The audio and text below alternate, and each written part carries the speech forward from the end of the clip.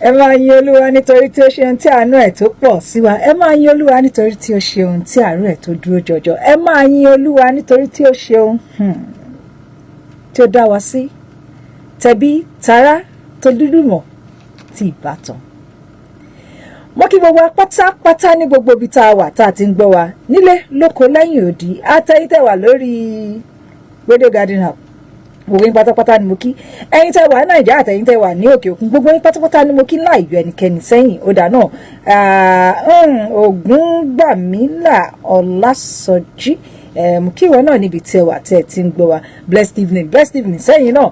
Gbogbo yín pátápátá ni mo kí lẹ́yọ kọ̀ọ̀kan léjèèjì àti baálé àti baálẹ̀ àti ọba àti ìjòyè ni mo máa ń kí ní àṣálẹ̀. Ẹni kíkí mi ṣe wá lè tó lè mo kí nítorí pé ọpẹ́ lọ́wọ́ Ọlọ́run Ọba Elédùà tó jẹ́ kí àti ẹ̀yin àti èmi kí a jọ rí òní tó tún jẹ́ ọjọ́ Sunday èyí tó jẹ́ ìkẹta nínú oṣù karùn-ún tí Ọlọ́run Ọba tó dá wa sí. Kò jẹ́ ká rí wàhálà, kò jẹ́ ká rí ìdààmú, kò jẹ́ ká rí hílàhílò, ìbànújẹ́ ó kéré ó pọ̀, kò jẹ́ kó ṣẹ sí ẹnikẹ́ni nínú gbogbo wa. Ọpẹ́ ló máa tọ́, ọpẹ́ ló yẹ jọjọ ká máa dú gbogbo ìgbà lóòrèkóòrè. Èmi tí yín tòótọ́ Ọmọlọ́lá Olamijulo ni mo sàn gẹ̀rẹ̀ sí orí ètò Ẹ Jẹ́ Ká Jọ Yin Olúwa náà lẹ́tọ̀. Tí ó bá ti di ní kòpẹ́kòpẹ́ mo mà lálejò kan, àlejò pàtàkì ó sàn gẹ̀rẹ̀ sórí ètò mọ́ mú owó ó dáná o mà káalẹ́ good evening. Gbogbo wọn ti ń wọlé lẹ́yọ kọ̀ọ̀kan léjèèjì. Èèyàn tí yín náà wà ní sẹpẹsẹpẹ ń bí ẹ máa share kẹ máa like ẹ náà ni lórí Facebook page wa Ọmọlọ́lá Olamijulo. Kẹ máa share kẹ máa like ẹ bó ṣe wà nìyẹn. Tó bá yá màá gbé àlejò wa màá gbé wọlé. Wọn náà wá sọ kí ni nǹkan tí Ọlọ́run ti ṣe nínú ayé wọn, bó ṣe débí bó ṣe bẹ̀rẹ̀ àti ní sọ pé bó ṣe ń lọ torí bó ṣe ń lọ ọwọ́ Ọlọ́run bá òun náà ni ó wà. 103.5 FM láti kópa lórí ètò yìí.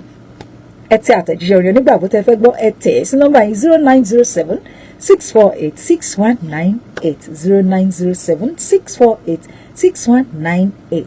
Ìyẹn orin onígbàgbọ́ tẹ́ fẹ́ gbọ́ ẹ tẹ̀ síbẹ̀ kẹ́ẹ̀dẹ̀ kọ orúkọ yín kẹ́ẹ̀kọ́ síbẹ̀.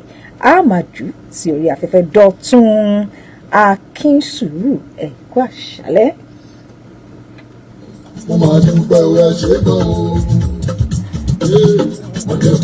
Come sit.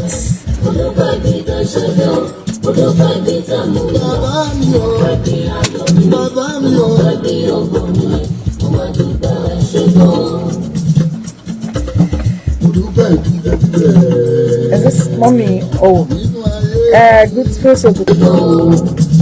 Èmi yóò dúpẹ́, èmi yóò dúpẹ́, òwe t'Olùgbàlà ṣe fún mi ọba yóò lè ṣe, èmi yóò dúpẹ́. Tó ní bá a ṣe wà ní ká máa wojú aago máa rí pé àròjọ mùsùlùkùn ó ti ń kẹ bẹ̀rẹ̀ aago 7 ó ti ń ṣe bẹ́ẹ̀ ó ti kù ìṣẹ́jú 22. Àlejò wa pàtàkì wọ́n mà ti wà nínú ilé wa ń bí àtijọ́ jókòó sí bí ó ti sẹ̀gẹ̀rẹ̀ sórí ètò tí wọ́n pé báwo ni ìgbà ọlẹ́ máa pè mí ẹ̀yin gan tẹ́ bá wà lórí Facebook page ẹ máa rí ẹ̀rín múṣẹ́múṣẹ́ tó ti ń rẹ́rìn tó pẹ̀lẹ́ ẹ kú àṣálẹ́ ẹ jẹ́ bá mi bóhùn sókè kí ló ṣẹlẹ̀. ẹ ṣe ogan ni mà. ẹ ṣe ogan ni mà kí mo ṣe fún ọmọdé kan ẹ máa kí wọn nílé. ẹ kálẹ́ o gbogbo lé o a kí yín o. wọ́n gbọ́ o ṣé dáadáa lẹ wà. ṣé dáadáa lẹ wà o. ṣé dáadáa lẹ́yìn wà o. dáadáa ni mo wà dúpẹ́. àlàáfíà Olúwa ṣe. ẹ wá bá mi sọ orúkọ yín fún àwọn tó wà nínú ilé. ok orúkọ mi jẹ́ Adékúnjọ Adetoyimika. Adetoyimika Adékúnjọ. Yes. Mo rí pé olórin ẹ̀mí ni yín ṣùgbọ́n kí n tó bẹ̀rẹ̀ náà ẹ jẹ́ kí n padà lọ ká lè gbọ́ orin yín dáadáa kó máa lè mọ ta gangan lẹni tó jókòó síbi tó bá ti ń gbọ́ tó ti ń rórúkọ yẹn wọ́n ti máa pẹ́ ọmọ adé gangan òun náà nílé yìí kò ṣe adé títí ayé o ọmọ ọba aládé àlàáfíà òun náà lẹni tí mo gbé sọ́dọ̀ ní àṣálẹ́ yìí.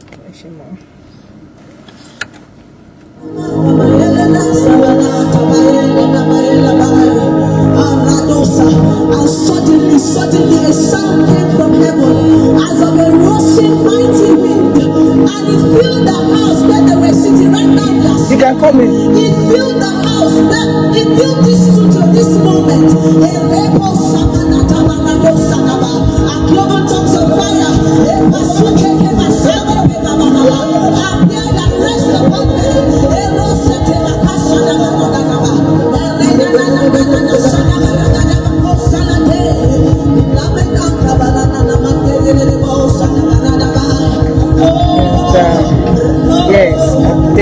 Mr. Adetoyimika, welcome on board.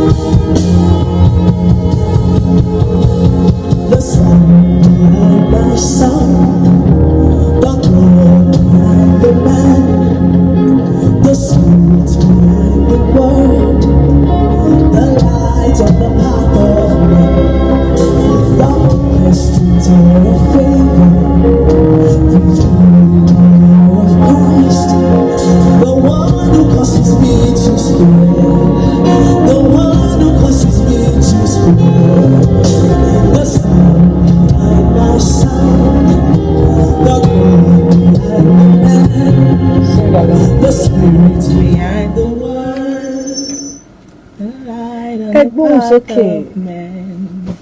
The orchestrator of favor, revealer of Christ, the one who causes me to spread, the one who causes me to spread. Vibe tin wọlé.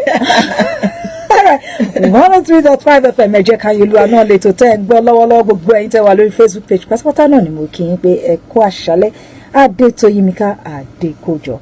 Ó dá orin ẹ̀mí tẹ́ gbọ́ yẹn mo pé orin yẹn ó wà inspiring tó ṣe pé bọ́n ṣe ń gbọ́ àwọn tó wà nílé èmi gan tí mo wà nílé gan ẹni bá ń wò wá gan máa ti wò pé ẹ̀mí ti ń bọ́lẹ̀ nínú studio yìí gan pápá fúnra àwọn tó wà nílé gangan orí wọn ti máa wí pé kí ló ṣẹlẹ̀ ohun leléyìí ẹlẹ́mìí kan leléyìí báwo ló ṣe jẹ́ ibo lẹ ti bẹ̀rẹ̀ aago mélòó lẹ bẹ̀rẹ̀ tí bá sọ pé aago mélòó lẹ bẹ̀rẹ̀ ọmọ ọdún mélòó ni nígbà tẹ́ ẹ bẹ̀rẹ̀ báwo ló ṣe ibo ni kí ló gbé inspiration yẹn gangan wá kí ni ṣé ìgbẹ́ first album yìí lè ṣe ó ti pọ̀ jù àbíṣe ẹ lè rí ẹ rí gbogbo ẹ̀ mú ó yẹ ẹ mú kẹ́ bá mi jù sí wọn. Okay, so mo bẹ̀rẹ̀ choir ṣá nígbà tí mo wà ní. ọ̀rọ̀ choir ṣá kọ̀kọ̀kọ̀ choir lẹ ti bẹ̀rẹ̀ àbí. as in singing náà ni láti university days náà ni mo ti máa ń kọrin. I think ọmọ ọdún mélòó ni mo gbà yẹn bóyá 17 àbí 18. Okay, ẹ ti dàgbà. Nígbà yẹn o. Ẹ ti dàgbà náà. Àwọn ọmọ máa ń bẹ̀rẹ̀ lọ́jọ́ ọdún mẹ́ta. Bóyá kí n máa kọrin o, as in bóyá kí n máa write orin inú mi ti bẹ̀rẹ̀ writing orin. Gbogbo ayé mo ti bẹ̀rẹ̀ pẹ̀lú singing and all that. Until ìgbà tí mo parí university, so ìgbà tí mo ṣe youth service tán, mo wá attend Omega Vision Christian Network. Fellowship tí mo ń lọ di sí nìyẹn. So pastor wa ni Apostle Gabriel Clement. Ó dà pé mo ń tọ́ láti so gbogbo ilé ẹ̀jẹ̀. So like fellowship yẹn a máa ń gbàdúrà gan ibẹ̀ like a máa kó bẹ̀ ní atmosphere of sound. So nǹkan tí mo mean ni pé bórin yẹn ṣe wá nìyẹn ibi tá a ti ń gbàdúrà 2019 mo receive orin yẹn. Orin yẹn kàn déédéé wọlé. 2019 àwọn àdúrà lọ́jọ́ yẹn náà nìyẹn mo kàn gbọ́ la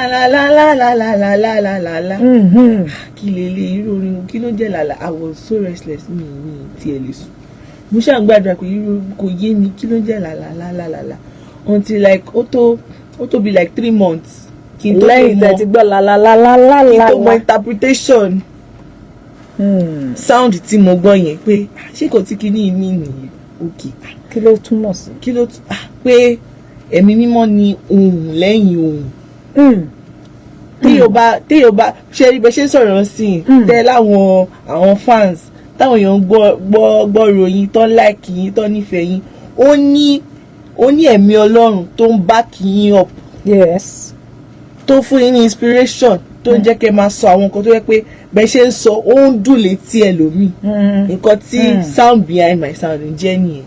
nǹkan tó jẹ́ nìyẹn ó ní pé bá a ṣe ń gbóhùn sílẹ̀ ẹni tó bá ń gbọ́ inú ẹ̀ máa dùn èyí tó ṣe pé àwọn kan máa tún máa lọ máa bẹ̀bẹ̀ pé ẹ wájú ẹ báwọn ṣe o káwọn tó bá ń gbóhùn àwọn kan máa nífẹ̀ẹ́ àwọn o ṣùgbọ́n Ọlọ́run dìdí gbé wa ni pé ohun eléyìí bọ́n ṣe ń gbọ́ kó máa lọ bẹ́ẹ̀ kábíyèsí ìbà rẹ̀ so lẹ́yìn eléyìí ṣé first track tẹ́ máa kọ́kọ́ ṣe lélẹ̀.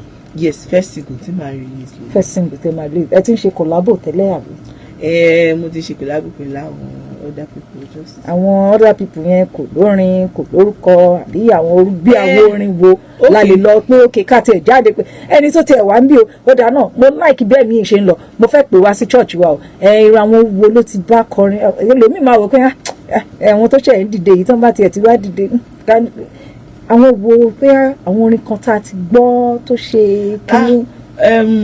náà really náà bẹ́ẹ̀ yẹn pé bóyá bá máa ṣe expect ok ó ní kan tí mo ṣe pẹ̀lú pastor mi spiritual father mi ìyẹn wà lórí YouTube. wọ́n láwọn ò gbọ́ yín dáadáa ńlẹ̀ o. ẹ má bínú o màá try láti. ẹ bá mi fi fèrè ohun yẹn. so ó ní kan tí mo kọ pẹ̀lú spiritual father mi orin yẹn jẹ́ gbé mi débi ire ó wà lórí YouTube ìyẹn wà lórí YouTube.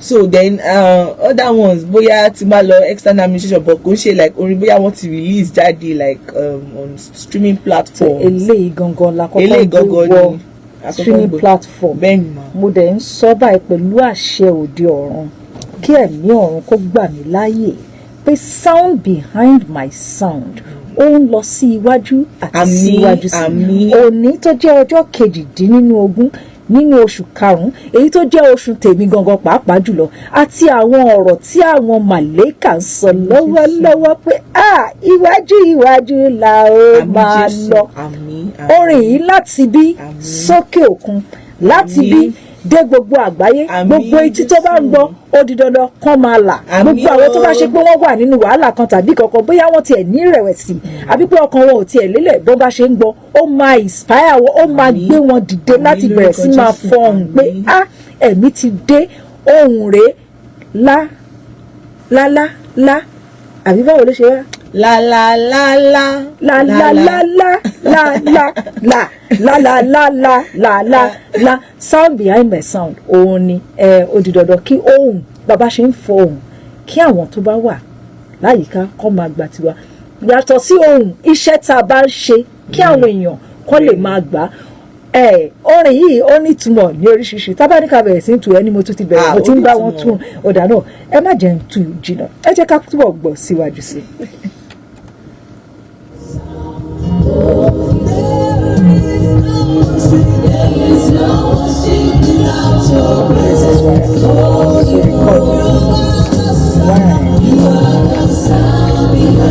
Stretching the phone. Thank you. There is no worship without your presence. Holy Ghost, you are the sound behind the sound. Holy Ghost, you are the sound behind my sound. Your voice behind this voice. Your voice, your eye. You are the husband. Holy Ghost, and rivers will only flow because you're here. Holy Ghost, I say Jesus will only spread because you're here. Holy Ghost, people begin to see the Lord because you're here. Holy Ghost, for when two or three are gathered in your name, there you are in their midst. That is what your word says. Holy Ghost, you are the sound behind the sound.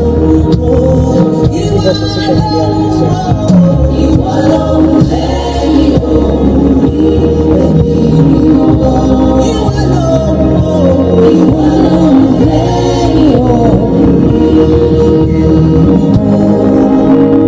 Jesus will only spread. Jesus will only spread. Jesus will only spread. Jesus will only spread. Rivers will only flow.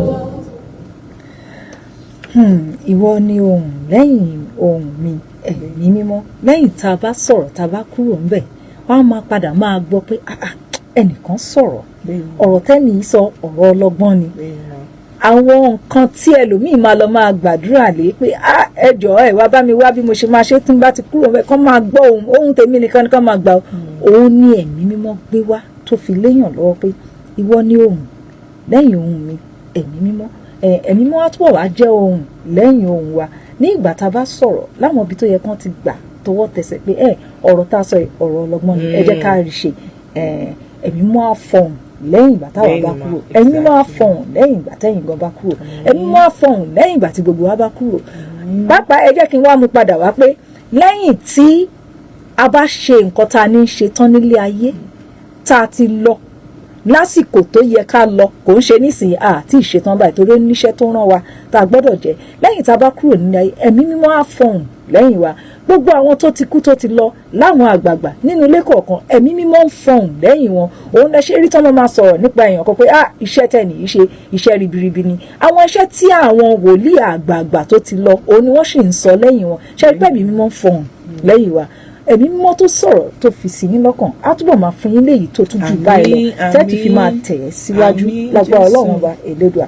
tó àròjọ múso lókun kẹ́ tó máa lọ ẹ bá mi fún wọn àròjọ múso lókun òun ni pé ní tẹ́ ẹ ti ń wojú mi pé kí ló tún sọ báyìí ó dáa náà àjọ ń kọ ni ní gbogbo ọjọ́ ní táìmù ó ti ń kú bóyá bíi 7 minutes táwa máa fi kúrò lọ sí ibò míì ṣùgbọ́n kí ètò yìí kó lè máa tẹ̀ síwájú fún gbogbo àwọn tó ti ní pé ká kí àwọn fún tọjọ́ ìbí màá ní pé ká sáré ṣe báyìí pápápá ẹ bá mi rọra fi ẹ̀mí ẹ fi rọra bá mi fi ṣe ẹyọ kan fún wọn náà track kan kékeré kan èyí tí ìmísí bá gbé wá fún yín báyìí ẹ bá mi sáré jù sílẹ̀ ó lè jẹ́ ní Yorùbá ó dẹ̀ lè jẹ́ pé láàárín yẹn lẹ ti yọ̀ kan jáde a lè sọ ẹ̀mí lè máa fọhùn bó ṣe wà yìí wọ́n ti gbé wá ó máa èmi mọ̀ kò sẹ́ni tó jókòó tì mí tí ò ní fọhùn ẹ̀mí máa fọhùn bó ṣe wà yìí ó dẹ̀ máa gbé wá ẹ wá fi yẹn lẹ́yìn yẹn ẹ wá fún mi ní social media handle yín tó bá pè yín pétò afẹ́kẹ́ ẹ wá sí church wa o ẹ wá bá wa ṣe léyìí o nǹkan tá a fẹ́ ṣe normally kí wọ́n bá pè yín ṣe máa dá wọn lóhùn ẹ máa dá a ní ẹ sọ̀rọ̀ a máa dáhùn ẹ bá iṣẹ́ tó lè wà náà wà nìyẹn ó ti dandan ṣé kò wá ń ṣe pé lẹ́yìn eléyìí ẹ ti fẹ̀mí bẹ̀rẹ̀ o ẹ ti ń kọ kò wá ṣe pé tó bá wá yá ẹ wá bẹ̀rẹ̀ sí máa kọ títí tayé pé lágbájá ló wà ń bẹ̀ yẹn jẹ́ ìrìnlẹ̀ máa kí ẹ máa gbẹ́sẹ̀ lẹ́yìn ọkọ̀ ohun lẹ́yìn ohun ìṣúná iṣẹ́ yẹn yàtọ̀ a lè sọ ẹ̀mí lè ní pé kẹ̀bẹ̀ sí máa ó lè ní pé kẹ̀bẹ̀ sí máa sọ wọ́kọ̀ máa gbẹ́sẹ̀ lẹ́kẹ̀kọ́ ébà ó dà náà ní pápápá ẹ bá mi fún ọ ní ẹ bá mi ju ẹyọ kan ní ṣókí àwa sọ yẹn di next single tá a máa release lẹ́yìn náà ẹ bá mi fi social media round yín bá mi jù sílẹ̀ kẹ́ tó máa lọ. okay ma so bórin yẹn ṣe sọ ìwọ lóhùn lẹ́yìn ohùn mi ẹ̀mí mímọ́ ìwọ lóhùn lẹ́yìn ohùn mi ẹ̀mí mímọ́ ó kàn wá sọ́kàn mi ó lè jẹ́ pé èèyàn kan lè wà out there and bóyá o ní interview this week or something o mọ bó ṣe fẹ́ ṣe ó ní nǹkan tó ń trust Ọlọ́run fún and pardon my Yoruba but then ó ní nǹkan tó ń trust Ọlọ́run fún tó mọ bó ṣe fẹ́ rí gbà kó jókòó kó rò pé ohun lẹ́yìn mi ò dé wá bá mi sọ̀rọ̀ kí ni mo lè ṣe báwo ni mo ṣe lè ṣe ọ̀rọ̀ yìí and just see what God will do. Scripture sọ pé let go and as in let God be still and know that I am God. Yes, be still and know that I am God. Jẹ́ kí ohun lẹ́yìn òun kó bá ẹ wí nǹkan tó máa jẹ́ kó make sense níta nìyẹn so máa sọ ìwọ lóhùn lẹ́yìn ohùn mi ẹ̀mí mímọ́ ìwọ lóhùn lẹ́yìn ohùn mi ẹ̀mí ohùn lẹ́yìn ayé mi ohùn lẹ́yìn iṣẹ́ mi ohùn lẹ́yìn so many things and just see what God will do. I'm joining faith with you and I believe strongly pé God is already coming through. Torí ohùn lẹ́yìn ohùn ibi ìkọ̀kọ̀ ló ti máa ń dáhùn o. Ibi tó mọ̀ pé kò sẹ́nibọ̀dì tó ń rí ẹ ìwà àti ẹ̀mí mọ́ nìkan lẹ́jọ́ máa sọ̀rọ̀ yẹn. ní pápápá social media handle yín. alright so lórí Facebook Adetoyimika lórí Instagram lórí YouTube TikTok Adekunjo Adetoyimika. Okay, TikTok Adetoyimika nìkan ló wà ńbẹ̀, but every other one Adekunjo Adetoyimika. Kódà ẹ ṣé àdúpẹ́ 103.5 FM tó bá di ìgbà míì tàbá pè yín ẹ máa jẹ wá ẹ ṣé lọ́pọ̀lọpọ̀ ìwọ lóhùn lẹ́yìn ohùn mi Adetoyimika Adékòjọ Adékúnjọ Adetoyimika òun náà ni ohun tẹ̀gbọ́n ìwọ lóhùn lẹ́yìn ohun tẹ́ bá lọ sórí YouTube àti Instagram ẹ máa rí níbẹ̀ wọ́n máa jù sórí handle ní pápápá tó bá dẹ̀ ẹ pè èmi máa fún yín kò sí wàhálà ẹ ṣé àdúpẹ́. ẹ ṣé gan ni ma. tó ní báyìí tá bá wojú ọgbà wa máa rí pé ààrí ju aago méje ó ti ń kù ìṣẹ́jú mẹ́rin tó alàgbà Ọlálékan ẹ kú jókòó producer wa àbí manager ẹ̀yin náà ẹ kú iṣẹ́ níbẹ̀ alàgbà mọ̀ káyà yín lálàgbà Adékúnjọ àbí ẹ ṣé tó ẹ jẹ́ kí n sáré ṣe báyìí pápápá tí a gbọ́dọ̀ ṣe ní pápá ohun náà á dẹ̀ máa fọhùn lẹ́yìn ohun títí ẹ̀yin náà lágbára Ọlọ́run ọba Elédùà títí ọ̀sẹ̀ tó ń bọ̀ ire ayọ̀ àti ìdùnnú ní kó jẹ́ tiwa kélé kó jẹ́ fún gbogbo àwa tá à ń ṣe ọjọ́ ìbí pátápátá nínú ọ̀sẹ̀ yìí.